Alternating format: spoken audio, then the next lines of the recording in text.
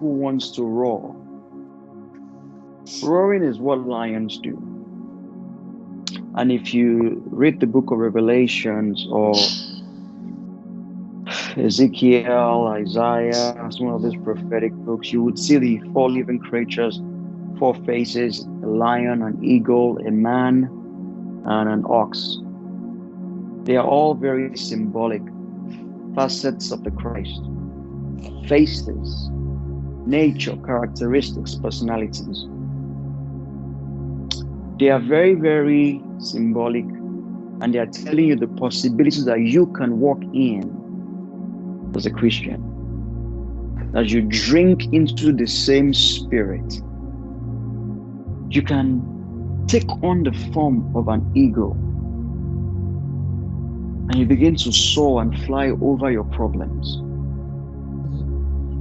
You can take on the form of a lion and you begin to roar. Everything works with your consciousness. When lions roar, everything trembled. Everything around them trembles.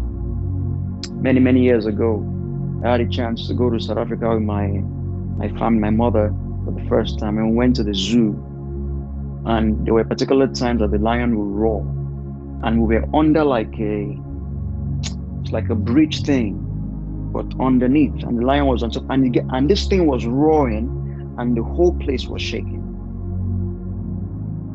When lions roar, things shake, things tremble. That is the same grace upon your life. When you decide to roar like a lion, demons will shake and tremble. Now, when we say roaring, when you begin to experience this, it can lead you very quickly to groaning in the spirit, to groaning. And as you groan, believe it or not, if you can see in the spirit, the demons that befall you and follow you to wherever it is that you're trying to get to, you destabilize them, you confuse them, you shake them. That is the beauty of roaring. You need to learn to take on that form as a lioness or a lion and begin to roar from your inside out.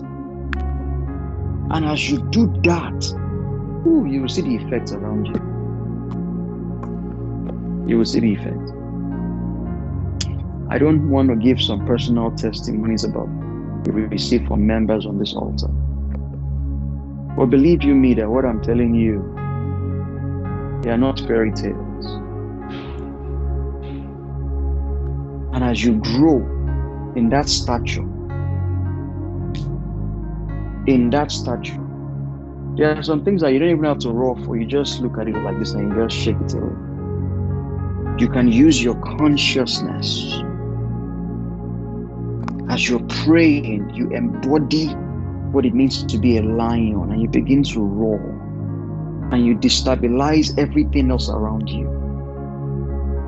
Perhaps you want to be an eagle, and you need to fly high to see what has held you down for so long, to understand the past, to see into the future. It is done by being an eagle. You can take on that situation as well.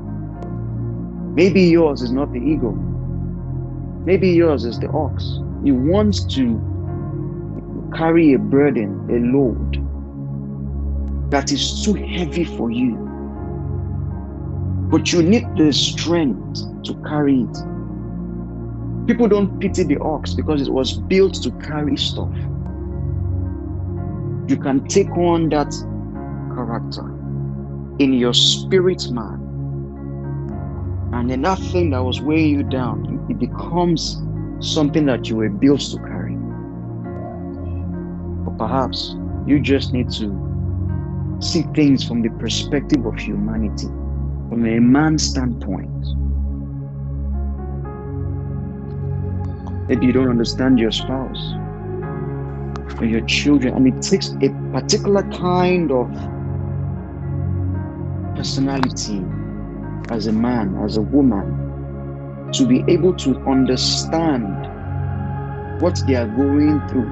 That's why Jesus had to come, and he had to be a man so that he could understand our pain, our burdens. So when you are praying to him in heaven, he understands, because he wore this skin once. And so he understands our burden, our pain.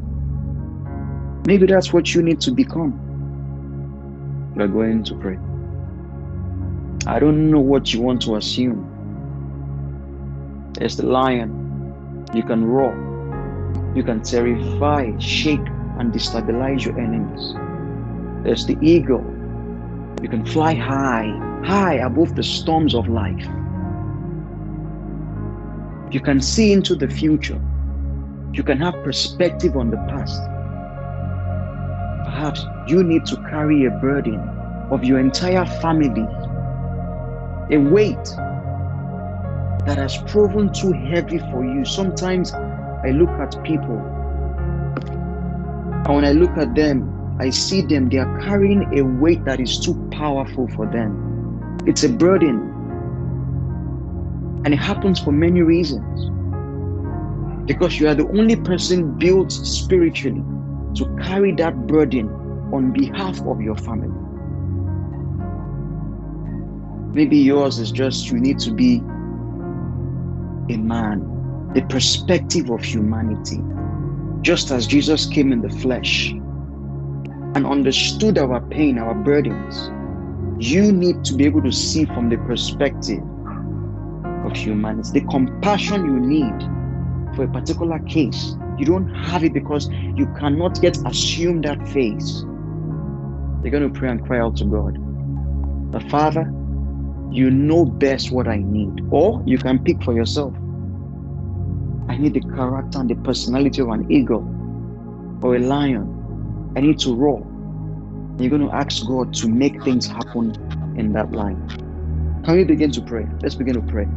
Lepradon taraske tembre dishe preketambra dos tembre dos